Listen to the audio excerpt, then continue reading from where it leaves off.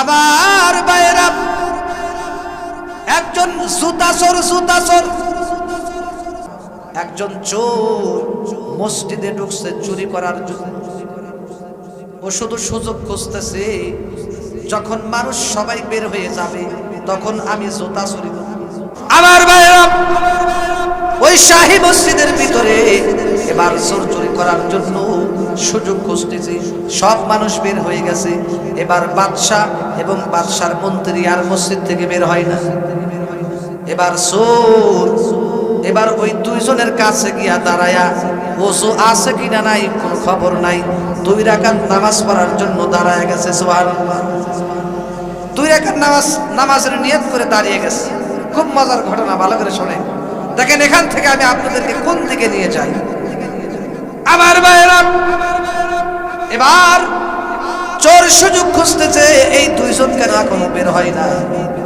মাঝে মাঝে রাগ উঠতেছে, এরা দুইজন বের হইলেই তো আমার সুযোগ। ও চিন্তা করতেছে মসজিদের গড়িটা খুলে নিয়ে যাবে, মানে গড়িটা যদি খুলে নিয়ে যায় তাহলে আমার 2-4 দিনের সংসার চলবে। তো সবাই যখন বের হবে ও গড়িটা খুলে নিয়ে যাবে। আমার ভাইরা, এবার বাদশাও যায় না, মন্ত্রীও যায় না। এবার বাদশা ওই মন্ত্রীকে ডাক দিয়ে বলতেছে, মন্ত্রী সাহেবকে দিকে আসুন। বলে আসলাম, কি বলবেন বলেন। এবার ডাক দিয়ে বলতেছে, আমার ছেলে নাই, একটাও ছেলে নাই, শুধুমাত্র কেবলমাত্র একটাই কন্যা, আমার একটাই মেয়ে। আমার মেয়েটাকে আমি একজন দিনদার পরহেজগার একজন আল্লাহওয়ালা মানুষের সাথে আমার মেয়েটাকে বিয়ে দিতে চাই। সুবহানাল্লাহ। আমার মা বোনেরা, এই ঘটনা থেকে আপনারাও ভালো করে শুনবেন। আপনাদের জন্য কিছু বলি, বলেন তাদের জন্য কিছু বলা দরকার আছে না নাই? মা বোনদের জন্য বলা দরকার আছে না নাই? আমার মা বোনেরাও ভালো করে শোনেন, দেখেন ঘটনা থেকে লক্ষ্য করেন। এবার ওই চোর তাদের এই কথা শোনার জন্য দেখি তারা কি বলা বলি করে, মানে তারা দুজন কি বলা বলি করে এইটা শোনার জন্য তাদের পাশেই 2 রাকাত নামাজ পড়ার জন্য দাঁড়িয়ে গেছে। সোরাকেরা তো কিছু জানেই না, শুধু খালি মুখ এইরকম নাড়াই দিছে আর শুধু দাঁড়িয়ে আছে আর তাদের কথা শুনতেছে। এবার মন্ত্রী ডাকতে বলছে, দেখো আমার একটাই শুধু কন্যা, আমি বিয়ে দিতে চাই আল্লাহওয়ালা মানুষের সাথে। এবার বলতেছে, জাহাপানা ওগো বাদশাহ, কিভাবে আল্লাহওয়ালা মানুষ আমি চিনব? যদি বলেন কোনো পুলিশ অফিসার অথবা কোনো ভালো ডিপার্টমেন্টে চাকরি করে, সেনাবাহিনী অথবা নৌবাহিনী, তাহলে আমি দেখতে পারবো অমুকে এইরকম, তাহলে তাড়াতাড়ি প্রস্তাব দিতে পারবো। কিন্তু আল্লাহওয়ালা মানুষ আমি কিভাবে খুঁজবো? এবার বাদশাহ বলতেছে, এই মন্ত্রী তোমাকে একটা বুদ্ধি দেই, তুমি আজকের থেকে প্রত্যেকটা দিন লক্ষ্য করবা। পয়গম্বর হাদিসের মধ্যে বলেছে, আল্লাহওয়ালা খোঁজার জন্য একটা প্র্যাকটিস আছে, একটা হাদিসের আমল আছে। কয় কি হাদিস? নবীজি বলেছে, যারা 40 দিন পর্যন্ত একাধারে তাকবীরুল্লাহর সাথে যারা জামাতের সাথে নামাজ পড়বে 40 দিন, আল্লাহ পাক রব্বুল আলামিন তার নামটাকে মুনাফিকের খাতা থেকে কাইটা এইরকম ভাবে বন্ধুরা আমার ভাইয়েরা জান্নাতীদের খাতায় তুলে দিবে। আওয়াজ দেখুন সুবহানাল্লাহ। তাই আজকের থেকে তুমি ফলো করবা যে কারা 40 দিন একাধারে তাকবীরুল্লাহর সাথে নামাজ পড়ে, ফলো করবা। এবার চোর তো সব শুনতেছে, সুবহানাল্লাহ। চোর শোনার পরে বলতেছে, কিরে আল্লাহর ওলি হইতে তো টাকা লাগে না, কিছুই লাগে না। আবার মন্ত্রীকে বলতেছে, এই আমার মেয়েকে তো বিয়ে দেব না, শুধু বিয়ে তো দেবই, এবং আমার রাজত্বের অর্ধেক ক্ষমতা রাজত্ব আমি তাকে দিয়ে দেব। ছেলে দেখো, চোর শুনে তো খুশি, হাই হাই রে, তাহলে এই সুযোগটা ছেড়ে দিয়ে কি করবো? তাহলে আমিও দেখি আমি পারি কিনা, ট্রাই করে দেখি, আন্ডার ট্রাই। এবার তিনি শুরু করে দিয়েছেন। এবার চোর জুতা চুরি করা বন্ধ করে দিল। কুখ্যাত চোর ছিল, এখন বিখ্যাত আল্লাহওয়ালা নামাজি হয়ে গেল। এবার ওই চোর প্রত্যেকটা দিন এইরকম ভাবে আঙ্গুলের কিনারা দিয়ে গুনে গুনে, আমার ভাইরা আমার বন্ধুগণ, এভাবে ধারাবাহিক ভাবে প্রত্যেকটা দিন তাকবীরুল্লাহর সাথে এসে নামাজ পড়ে। এবার ওই মন্ত্রী খেয়াল করেন চোর আবার এমন চালাক যাতে আমাকে ভালো করে দেখে, আগে আগে যায় মন্ত্রীর পাশে গিয়ে দাঁড়ায়। সুবহানাল্লাহ। এবার চোর মন্ত্রীর পাশে দাঁড়ায়। মন্ত্রী তো প্রত্যেকদিন খেয়াল করে এই চোর তো এই লোকটা এখানে দাঁড়ায়, কিন্তু তারা তো জানে না যে ও চোর। 5 দিন পার হয়ে গেল, 10 দিন, 20 দিন, 30 দিন, এভাবে যখন 39 দিন পার হয়ে গেছে, বাদশাকে একদিন ডাক দেয়া বলে, জাহাপানা, পাত্র একজন ছেলে পাওয়া গেছে। আল্লাহু আকবার। পাওয়া গেছে ভাই কিভাবে? এই যে লোকটাকে যে দেখতেছেন না, ওকে আমি প্রত্যেক দিন দেখি তাকবীরুল্লাহর সাথে নামাজ পড়ে। 39 দিন হয়েছে, আর মাত্র একদিন বাকি। সুবহানাল্লাহ। আপনারা হয়তো অনেকেই বুঝতেছেন না যে তাকবীরুল্লাহ কারে কয়। আসেন তাকবীরুল্লাহ আপনাদেরকে ভালো করে বোঝাই।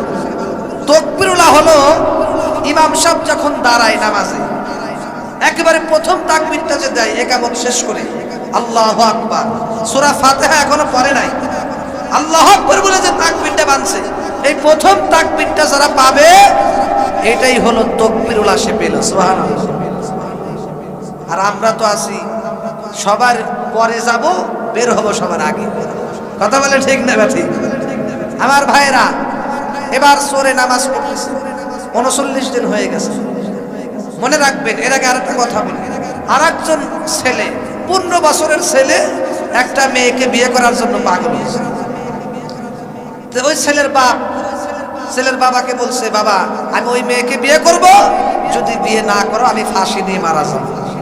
এরকম বর্তমান আছে না নাই? মোবাইল কিনে না দিলে মারা যাবো, অমুক মেয়ের সাথে বিয়ে না দিলে আমি মারা যাবো, ফাঁসি নেব, এরকম পোলাপান আছে না নাই? এবার ওই বেটা কি করবে? বিচারা দায় থেকে হুজুরের কাছে গেছে, লাতক হুজুরের কাছে নিয়ে যায়। এবার হুজুরের কাছে গেছে, কয় হুজুর এ তো এই বয়সে বিয়ে করতে চায়, অথচ এখনো মেট্রিক পাস করে নাই।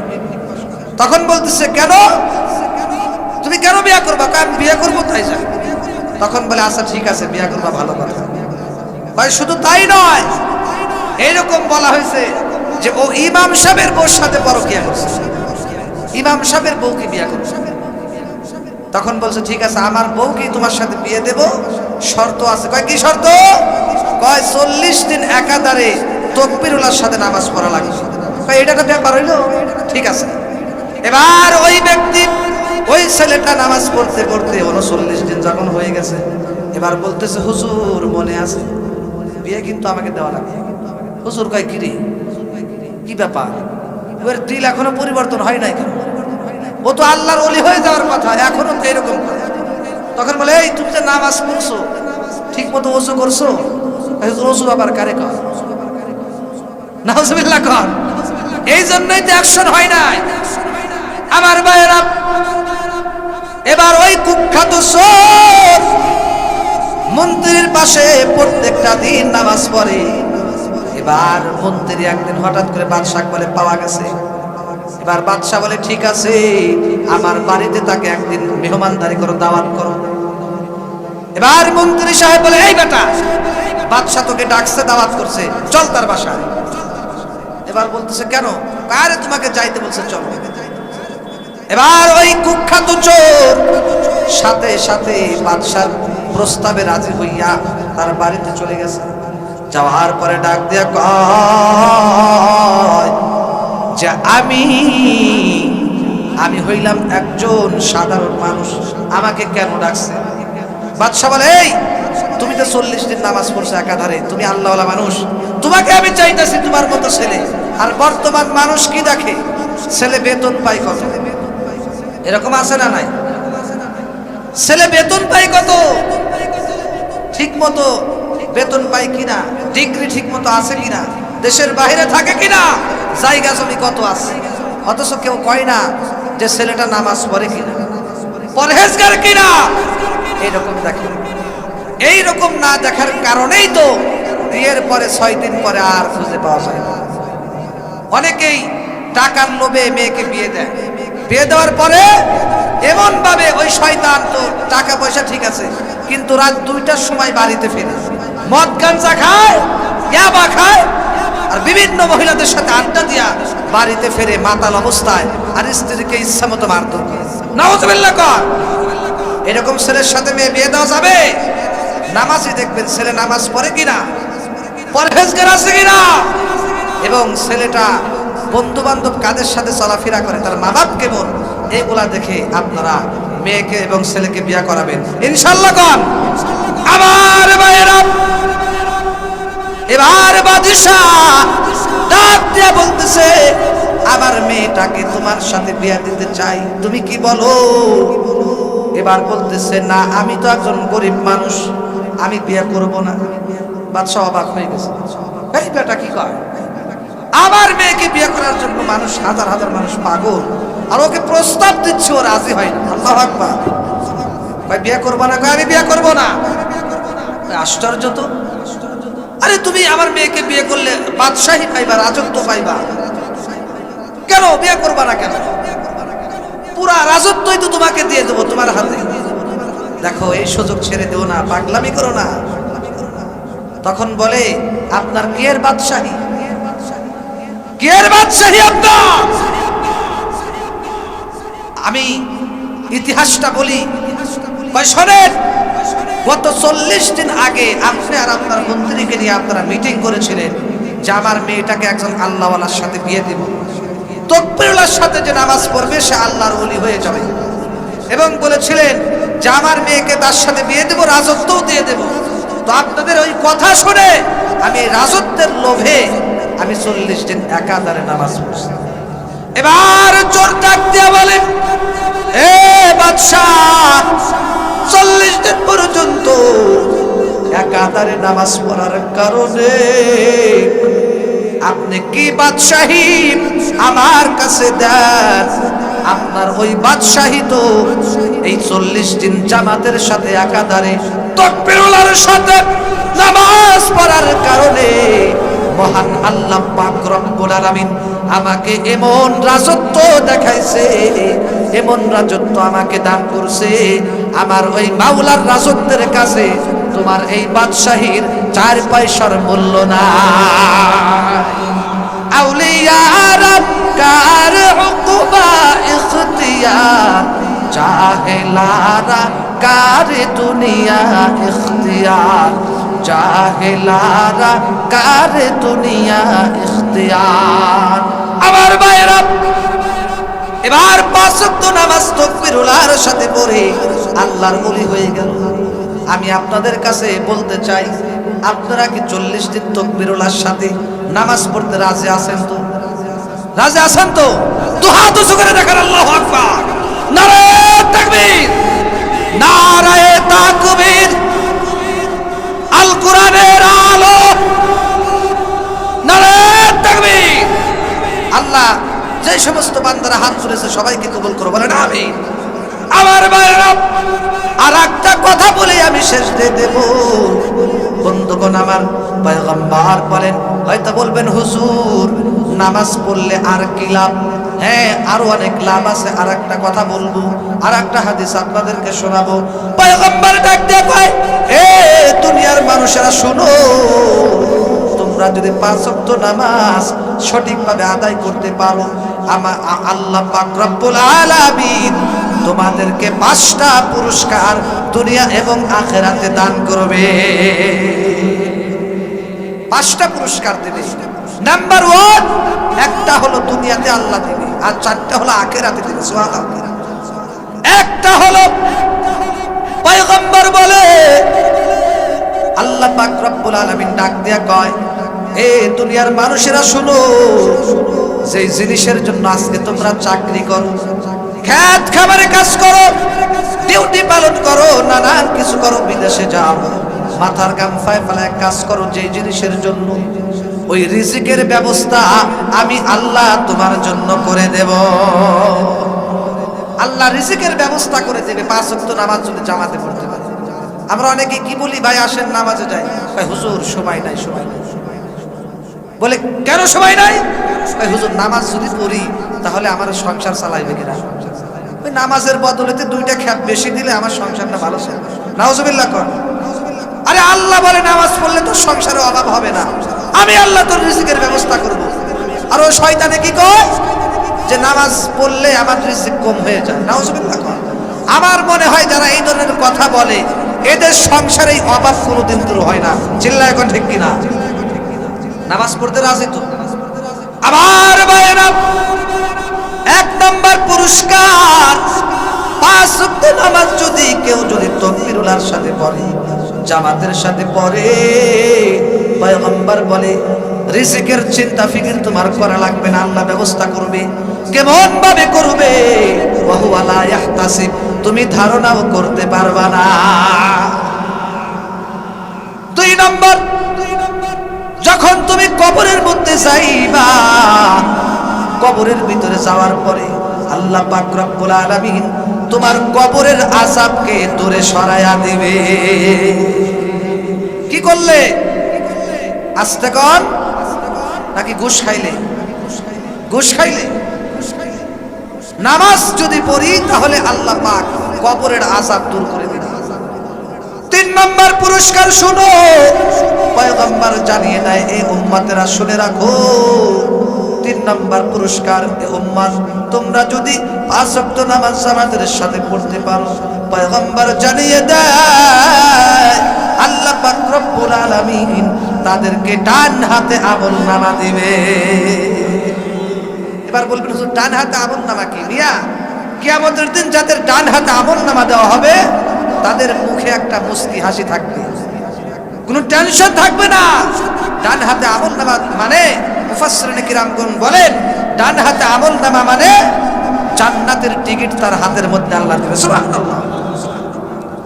আর যাদের বাম হাতে আমলনামা দেওয়া হবে তারা চিন্তিত হয়ে যাবে, মুখটা কালো হয়ে যাবে আর পেরেশান, আর বলবে হায় আফসোস, হায় আফসোস, কেন এই আমলনামা আমার হাতে দেওয়া হলো, যদি না দিত তাও দেব, তাই তো ভালো হইতো। কেন এই চিন্তা আমার ঘাড়ে দিয়েছে, যদি না দিত তাই তো ভালো হইতো। মনে করেন আপনার মাথাটা কেউ নাইরা করে দিছে, চেষে দিছে, মাথা চাইছে আপনাকে ছেড়ে দিছে, এবার যা শ্বশুর বাড়ি যা। নতুন বিয়ে করছে, এখন 2 দিন পরে মাথা চাইছে টাক বানায় দিয়া বললো যা এবার শ্বশুর বাড়ি যা। এর ভালো লাগবে না রাগ উঠবে? আবার বাইরা নবীজি বলে বন্ধুরা আমার, নামাজ যদি 5 ওয়াক্ত পড়তে পারো তাহলে আমলনামা ডান হাতে উম্মত তোমাকে দেওয়া হবে। এরপরে নবীজি বলে যদি নামাজ সঠিকভাবে পড়তে পারো, 4 নম্বর পুরস্কার, আল্লাহ পাক রব্বুল আলামিন তোমাকে বিদ্যুতের ন্যায় পুলসিরাত পার করায়া দিবে। এই ব্যাখ্যা এখন করতে যাব না, কারণ অনেক সময় লাগবে, ব্যাখ্যায় না গেলাম। এবার শুধু পয়েন্টগুলা শুনে। 5 নম্বর পুরস্কার হলো নবীজি বলে উম্মত যদি 5 ওয়াক্ত নামাজ একেবারে জামাতের সাথে প্রতিদিন তাকবীরুল্লাহর সাথে ওয়াক্ত মতো আদায় করতে পারো, আল্লাহ পাক তোমাকে বিনা হিসেবে জান্নাত দান করবে। সুবহানাল্লাহ। বাজার 5 ওয়াক্ত নামাজ আমরা যারা পড়ি, আমরা প্রত্যেকটা দিন 50 ওয়াক্ত নামাজের সওয়াব পাই। সুবহানাল্লাহ। অর্থাৎ নবীজি যখন আল্লাহর কাছে গেছে নামাজের জন্য, সবে মিরাজ, লম্বা ঘটনা, 50 ওয়াক্ত নামাজ আল্লাহ দিয়েছে। তো মুসা নবীর কারণে কুমাইতে কুমাইতে কুমাইতে কুমাইতে একবার যায় 5 ওয়াক্ত নামাজ বানাইছে। এবার আল্লাহ বলে হে আমার হাবিব, এই 5 ওয়াক্ত নামাজ তোমার উম্মতকে দিয়ে দিলাম, তুমি বলে দিও আর সুসংবাদ জানায় দিও এই 5 ওয়াক্ত নামাজ যদি তোমার উম্মতেরা সঠিকভাবে আদায় করে, আমি আল্লাহ তোমার উম্মতদেরকে তোমার বরকতে 50 ওয়াক্ত নামাজের সওয়াব দান করব। সুবহানাল্লাহ। তো যারা পড়ি প্রত্যেকদিন 50 ওয়াক্ত নামাজের সওয়াব পায়। সুবহানাল্লাহ। আর যারা পড়ি না তারা বোকামি করতেছি, তারা প্রত্যেকটা দিন 50 ওয়াক্ত নামাজের সওয়াব থেকে বঞ্চিত হইতেছে। নাউজুবিল্লাহ। কর যেন নামাজ পড়বো তো ইনশাআল্লাহ। যুবক ভাইরা তোমরা অনেকেই মনে করো হুজুর এখনই নামাজ পড়বো কেন, আর একটু বয়স সব বুড়া হয়ে গেল। আচ্ছা বয়সের সময় আছে, মরার গ্যারান্টি আছে। এই যে বিল্ডিং আলা যে মারা গেল মোহাম্মদ জুলহাস ভাই, যুবক মানুষ না, কেবল এই কয়েক বছর আগে বিয়ে করছে, 3টা তার ছেলে সন্তান, এখনো কাউকে বিয়েই করায় না, অল্প বয়সে মারা গেল। গ্যারান্টি আছে? সে কি জানতো সে মারা যাবে? কেউ জানে না। আমার ভাইয়েরা, যুবক ভাইদেরকে বলি সেজন্য মৃত্যুর গ্যারান্টি নাই, আসো ফিরে আসো। তওবা করো, আল্লাহর কাছে মাপ চাও, আর গুনাহ কইরো না ভাই, আর গুনাহ কইরো না, আল্লাহর দিকে ফিরে আসো। আখিরাতের প্রস্তুতি নাও। নবীজি বলে তারাই তো জ্ঞানী মানুষ যারা আখিরাতের প্রস্তুতি নেয়। সুবহানাল্লাহ। আর তারা তো বোকা নির্বুদ্ধ ওই ব্যক্তিরা যারা আখিরাতের চিন্তাই করে না, শুধু দুনিয়া নিয়ে ব্যস্ত। তারা হলো এক নম্বর বোকা। আর চালাক হলো তারা যারা সব সময় আখিরাতকে নিয়ে ভাবে, আখিরাত নিয়ে চিন্তা করে। সুবহানাল্লাহ। নবীজি বলে, এই আমার উম্মতরা শোনো, কিয়ামতের কঠিন ময়দানে আল্লাহ পাক 7 শ্রেণীর মানুষকে আরশের নিচে ছায়া দান করবে। সেই আরশের নিচে ছায়া দান করবে, আর কিয়ামতের দিন আরশের ছায়া ছাড়া কোনো ছায়া থাকবে না।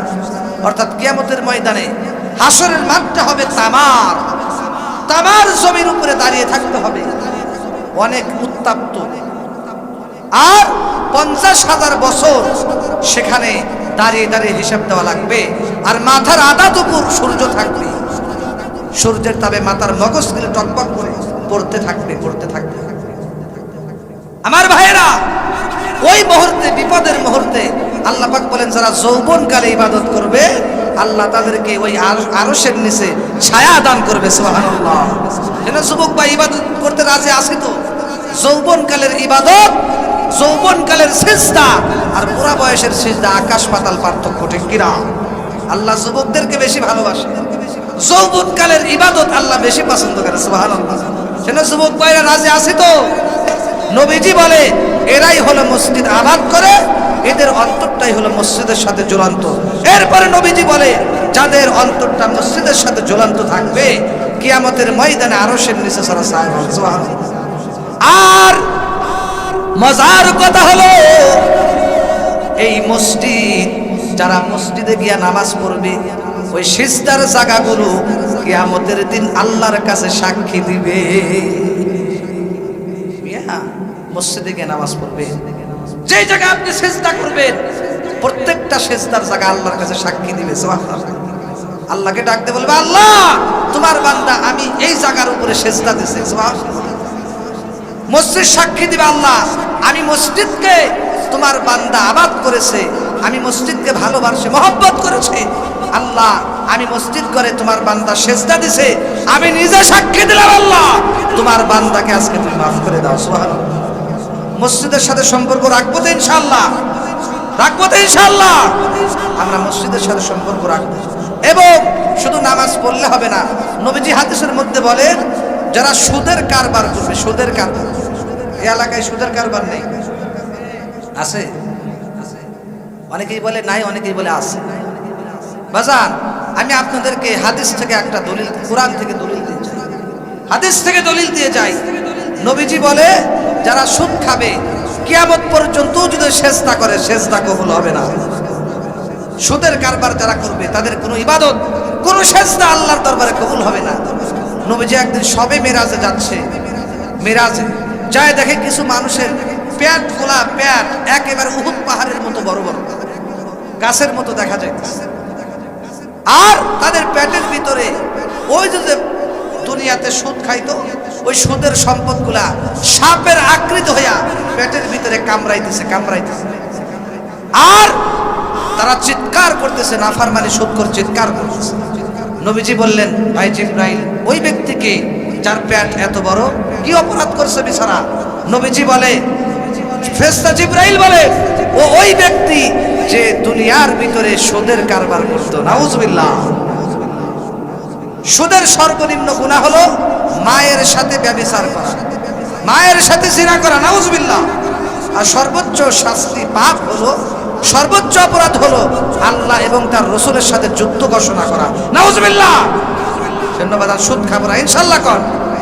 আমার মায়েরা, এই কথা বলে আমি শেষ দিয়া দেব, অল্প সময় শেষ, মায়ের মা বোনদেরকে নিয়ে অল্প কিছু কথা বলে শেষ দেব। রাজি আছে? আমার মায়েরা, মা বোনেরাও ভালো করে শুনেন, আপনার স্বামীকে আপনিই কিন্তু ভালো পথে আনতে পারবেন, কারণ মায়েরাই কিন্তু পারে স্বামীকে ভালো পথে আনার জন্য। পারে কি পারে না? হে বোন, হে মা, তুমি কিন্তু পারো তোমার স্বামীকে ভালো পথে আনতে। মজার একটা কথা শোনেন, যাত্রাবাড়ির শায়েখ আল্লামা মাহমুদুল হাসান দামাত বারকাতুহু হুজুর একটা কথা বলেছিলেন, আমার মনে আছে। হুজুর বলেছিলেন যে একজন আলেম মেয়েকে বিয়ে দিবে, অনেক বড় একজন আল্লাহওয়ালা মেয়েটাকে বিয়ে দিবে একজন আলেমের সাথে, হুজুরের সাথে। মেয়েকে মাদ্রাসার লাইনে পড়াইছে, পর্দাশীল মানুষ, পর্দাশীল। এবার বিয়ে ঠিক হয়ে গেছে। বিয়ে ঠিক হওয়ার পরে বিয়ের আগের দিন শোনে ছেলে নাকি সুদের কারবার, ঘুষ খায়। এই কথা শুনে বাবার মন মেজাজ তো গেছে খারাপ। এবার বাবার মনটা খারাপ বিয়ের আগের দিন। এবার মেয়ে বলতেছে, বাবা তোমার মনটা খারাপ কেন? মা বোনেরা ভালো করে শোনে। কয় তোমার মন খারাপ কেন? কয় খারাপ আছে, এমনি খারাপ। কয় বলো, তুমি বলো। দেখবেন বাপ যদি পেরেশান হয়ে যায়, মেয়েরা কিন্তু পেরেশানে হয়ে যায়। বলেন ঠিক কিনা? এবার আব্বাকে ডাক দেবে, আব্বা বলেন, সমস্যা নাই বলেন। কয় দেখো যার সাথে তোমার বিয়ে ঠিক করছি সে নাকি সুদ খায়। কয় আব্বা আপনি টেনশন করেন না, আপনি বিয়েটা দিয়ে দেন, ইনশাল্লাহ বিয়ের পরে আমি তাকে সঠিক পথে নিয়ে আসবো। সুবহানাল্লাহ। এবার বিয়ে হয়ে গেল। যখন সুন্দরী মেয়েটা বিয়ে হওয়ার পরে, আগের যুগে পালকি ছিল, পালকি, পর্দার সাথে পালকিতে নিয়ে যাওয়ার পরে এবার নামাবে, ঘরের ভিতরে নেবে। ঘরের ভিতরে নেওয়ার সময় অনেক মানুষ আছে, তারা জানেন শিক্ষিত পরিবার, তারা বোঝে না পর্দা টর্দা কারে করে। এবার তাকে ধরে নিয়ে যাবে, বলে না আমি এরকম পারবো না, আমি একাই যাবো, পর্দার সাথে যাবো, পর্দার লঙ্ঘন করবো না। ঠিক আছে মা তুমি আসো। ঘরের ভিতরে গেছে। এবার খাবার দিছে, খাবার দেওয়ার পরে স্বামীও ওখানে বসা আছে। স্বামী খাওয়া শুরু করছে। শাশুড়ি এসে বলে, মা এবার খাবার খাও। এবার আম্মা, ওই নতুন বউ বলতেছে, আম্মা আমি খাবার খাবো না। কেন? আমি আমার বাবার বাড়ি থেকে খাবার নিয়ে আসি, আমি আজকে রোজা আছি, আজকে আমি রোজা আমি এখনো খাবো না। আমি ইফতারি করার জন্য আমার বাবার বাড়ি থেকে কয়েকদিনের খাবার আমি নিয়েছি, আলহামদুলিল্লাহ। কিছু মুড়ি, কিছু খেজুর নিয়ে আসছি। সুবহানাল্লাহ। আমার মায়েরা, এবার শাশুড়ি কয় খাবার জন্য, কিন্তু খাই না। শাশুড়ি চলে গেছে। এবার ছেলে বলে, বাবা হয়তো শরম পাইতেছে, তুমি বুঝায় খাও, তোমরা দুজন মিলেমিশে খাও। ঠিক আছে আম্মা তুমি যাও। এবার স্বামী খাওয়াবে, কিন্তু স্ত্রী খায় না। কয় না আমি খাবো না। কয় কেন? আমি খাবার নিয়ে আসছি, ওইটা আমি খাবো। আশ্চর্য কথা, আজকে বিয়ের দিন কত কিছু আয়োজন, তুমি কেন খাবা না? তখন বলে, একটা কথা আপনাকে বলবো, যদি মন খারাপ না করে। কয় বলো, সমস্যা নাই। তখন বলে যে দেখেন, এ পর্যন্ত যে আমি বড় হয়েছি, আমার আব্বা আমাকে পড়াইছে, আমি অনেক কষ্ট করে পড়েছি, এবং কোনোদিন পর্যন্ত কোনো হারাম খাদ্য, কোনো খারাপ খাদ্য, সুদের টাকার জিনিসপত্র খাবার আমার পেটের ভিতরে যায় নাই। অতএব আমি হাদিসে পড়েছি, যার ভিতরে একটা সুদের দানা পেটের ভিতরে যাবে, ওই দানার দ্বারা শরীরে যত কষ্ট হবে, কিয়ামতের দিন ওই শরীর জাহান্নামের আগুনে জ্বলবে। অতএব জাহান্নাম আমি সহ্য করতে পারবো না। প্রাণের স্বামী আমার, তোমাকে আজকে আমি একটা কথা বলবো, একটা কথা তোমাকে আমি বলবো, তুমি যাই করো, যা মোল্লাই তাই করো, কিন্তু একটা কথা বলবো। কয় কি কথা? কয় যদি আমার কথা রাখো তাহলে আমি খাবার খাবো। কয় কি কথা বল?